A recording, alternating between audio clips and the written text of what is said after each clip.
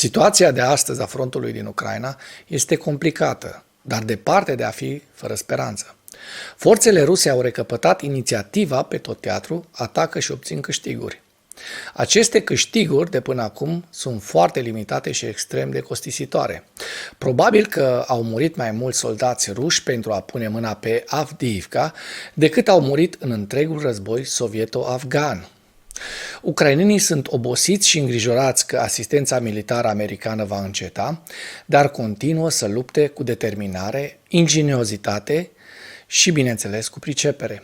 Apărătorii antiaerieni ai Ucrainei doboară avioane rusești, în timp ce operatorii ucraineni de drone și de rachete scufundă navele.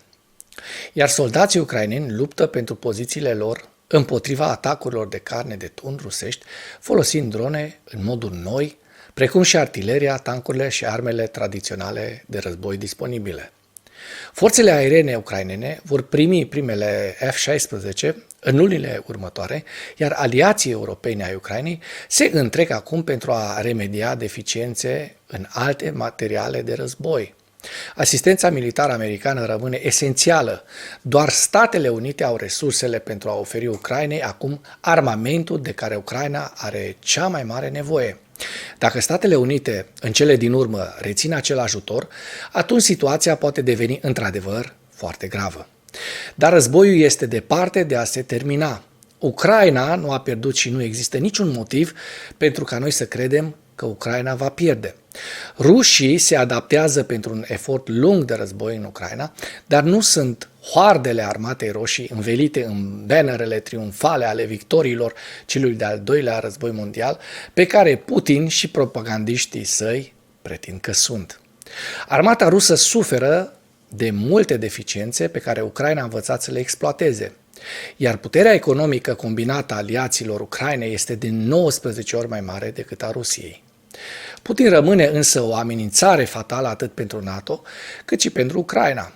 De luni de zile, Kremlinul stabilește condiții pentru a desfășura operațiuni de război hibrid în țările Baltice și Finlanda și, mai nou, este angajat într-o astfel de operațiune împotriva Moldovei. Obiectivele lui Putin rămân distrugerea NATO ca alianță eficientă, ruperea legăturii dintre Statele Unite și Europa și construirea unei noi ordini globale în care vocea și puterea Rusiei sunt dominante, iar interesele Americii, Europei și aliaților Americii din jur, din Asia și din alte părți din întreaga lume, în acest moment, putem spune că sunt indisolubil legate de ajutorarea Ucrainei ca să învingă Rusia. Aceasta a fost o analiză făcută de Institutul pentru Studiul Războiului la 2 ani de comemorare a invaziei rusești în Ucraina. Ziua 732 a războiului din Ucraina.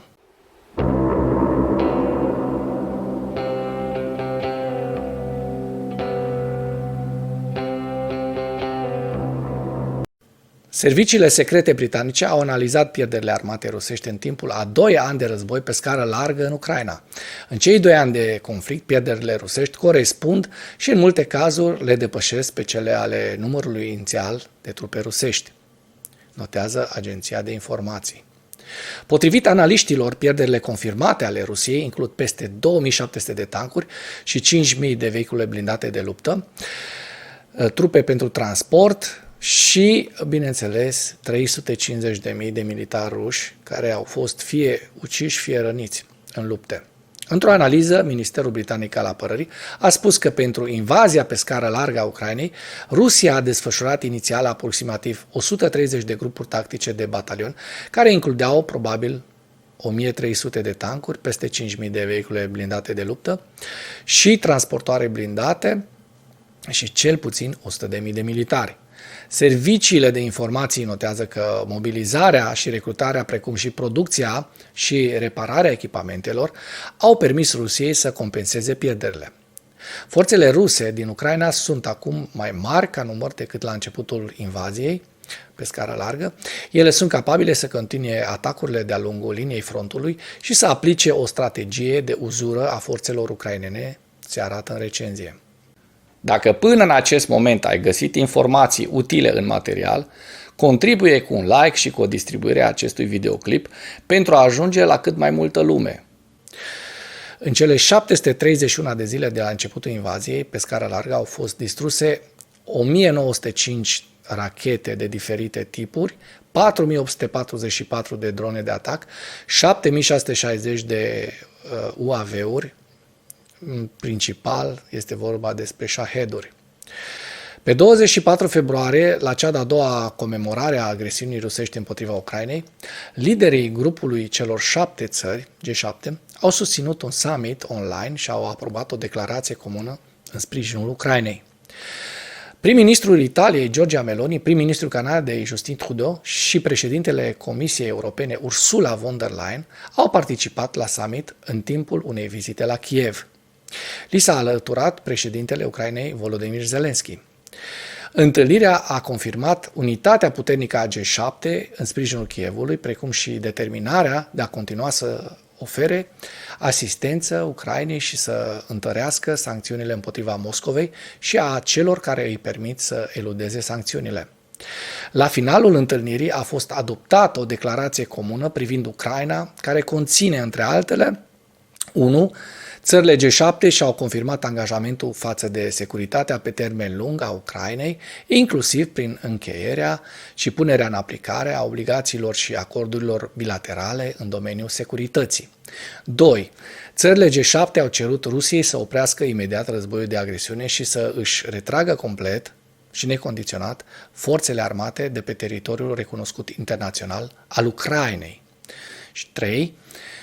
Țările G7 au subliniat că vor continua să întărească sancțiunile pentru a împiedica eforturile Rusiei de a construi un aparat militar. În ceea ce urmează, vă prezint un slide cu evoluția de ieri a celor mai importante fronturi din Ucraina. Hărțile sunt creația Institutului pentru Studiul Războiului. Pentru mai multe informații, accesați linkurile din comentarii.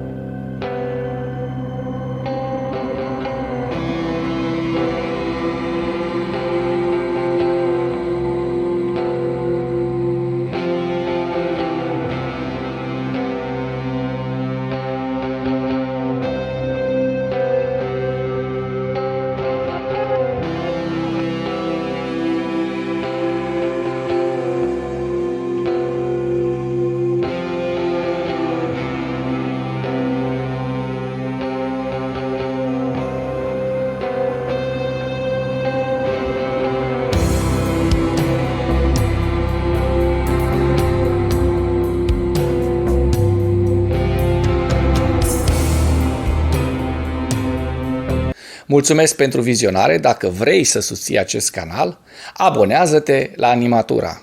Apreciez mult asta.